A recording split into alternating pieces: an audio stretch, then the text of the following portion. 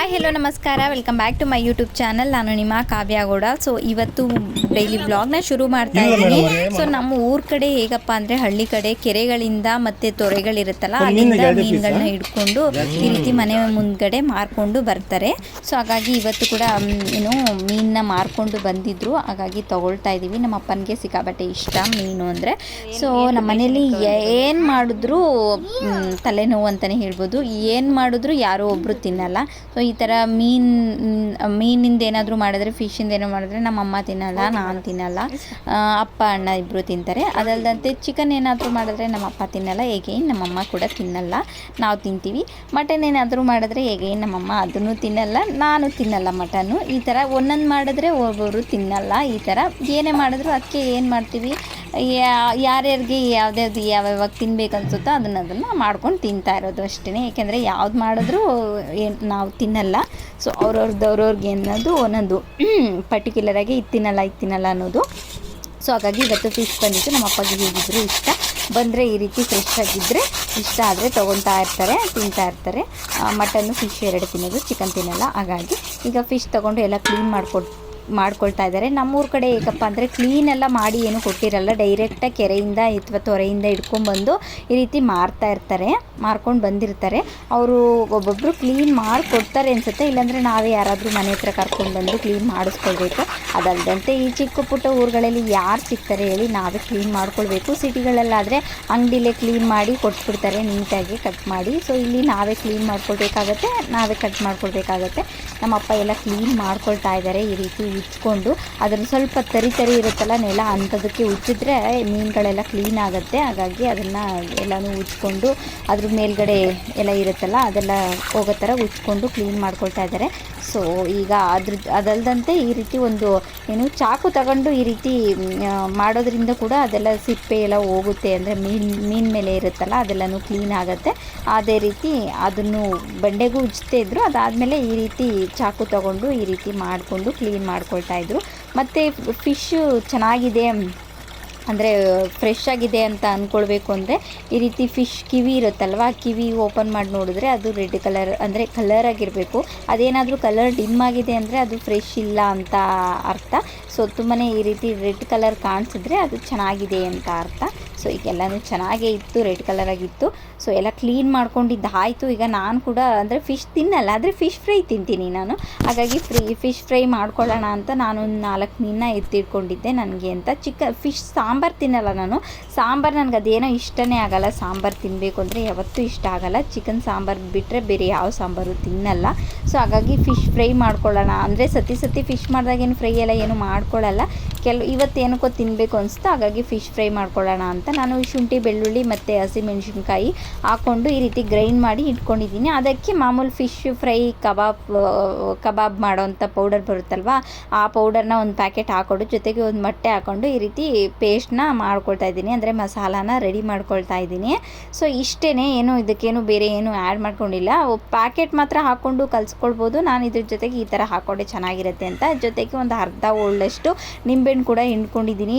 ಮೀನು ಅಂದಮೇಲೆ ನಿಂಬೆ ಹುಳಿ ಇರಬೇಕು, ಚೆನ್ನಾಗಿರುತ್ತೆ. ಹಾಗಾಗಿ ಅದ್ರ ಜೊತೆಗೆಲ್ಲ ಕಲಸಿದ್ದಾದಮೇಲೆ 1-2 ಸ್ಪೂನಷ್ಟು ನಾನು ಕಾರ್ನ್ಫ್ಲೋರ್ನ ಹಾಕ್ಕೊಂಡು ಕಲಿಸ್ಕೊಳ್ತಾ ಇದ್ದೀನಿ. ಯಾಕಂದರೆ ಇಟ್ಕೊಳ್ಬೇಕಲ್ವ ಮೀನಿಗೆಲ್ಲನೂ ಫ್ರೈ ಮಾಡಬೇಕಾದ್ರೆ, ಹಾಗಾಗಿ ಇಡ್ತಾ ಬರಲಿ ಅನ್ನೋ ಕಾರಣಕ್ಕೆ ಸ್ವಲ್ಪ ಕಾರ್ನ್ಫ್ಲೋರ್ ಹಾಕ್ಕೊಂಡು ಈಗ ಎಲ್ಲನೂ ಕಲಿಸ್ಬಿಟ್ಟು ಎಲ್ಲ ಚೆನ್ನಾಗಿ ಎಲ್ಲ ಗ್ಯಾಪ್ ಬರೋ ಥರ ಈ ರೀತಿ ಕಟ್ ಮಾಡ್ಕೊಳ್ಬೇಕು. ಕಟ್ ಮಾಡ್ಕೊಂಡಿದ ನಂತರ ಅದೆಲ್ಲ ಸಂದಿಗೆಲ್ಲನೂ ಚೆನ್ನಾಗಿ ಮಸಾಲ ತುಂಬಬೇಕು. ತುಂಬಿದ ನಂತರ 1-2 ಅವರು ಫ್ರೀಝರಲ್ಲಿ ಎತ್ತಿಡ್ತಾ ಇದ್ದೀನಿ ಮ್ಯಾರಿನೇಟ್ ಮಾಡೋಕ್ಕೆ.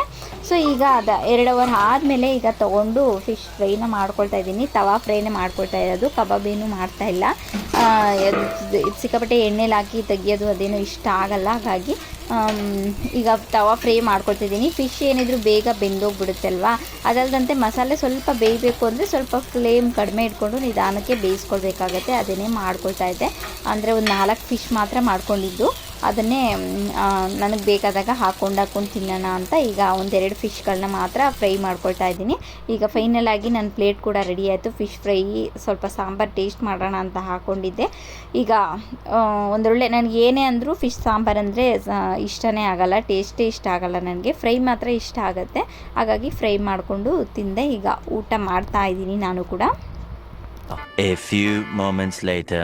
ಒಂದು ಸ್ಕರ್ಟ್ ಆರ್ಡ್ರ್ ಮಾಡಿದ್ದೆ, ಆ ಒಂದು ಆರ್ಡರ್ ಕೂಡ ಇವತ್ತು ಬಂತು. ಸೊ ಹಾಗಾಗಿ ಅದನ್ನು ಅನ್ಪ್ಯಾಕ್ ಮಾಡೋಣ ಅಂತ ಮಾಡ್ತಾಯಿದ್ದೀನಿ. ಏನು ಬಂದಿದೆ, ಯಾವ ರೀತಿ ಬಂದಿದೆ ನೋಡೋಣ ಅಂತ.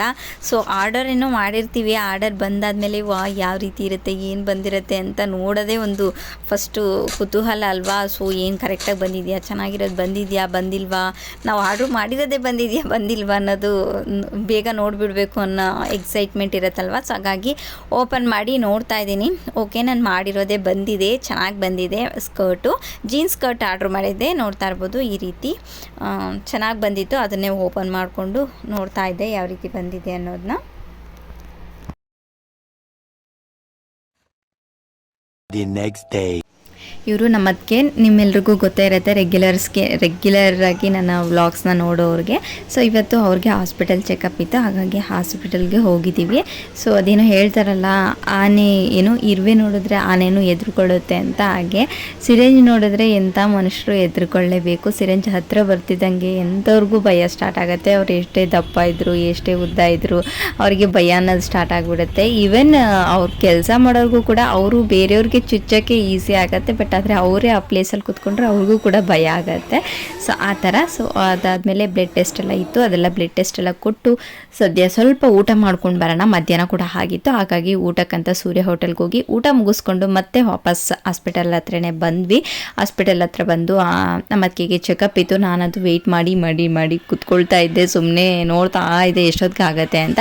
ಸೊ ಅದೆಲ್ಲ ಆದಮೇಲೆ ಮನೆಗೆ ಬಂದಾಯಿತು. ಮನೆಗೆ ಇವತ್ತು ನೋಡ್ತಾ ಇರ್ಬೋದು, ಇವತ್ತು ಕೂಡ ವ್ಲಾಗ್ನ ಕಂಟಿನ್ಯೂ ಮಾಡ್ತಾ ಇದ್ದೀನಿ. ಬೆಳಗ್ಗೆ ಸ್ವಲ್ಪ ಬೇಗನೆ ಇದ್ದೆ.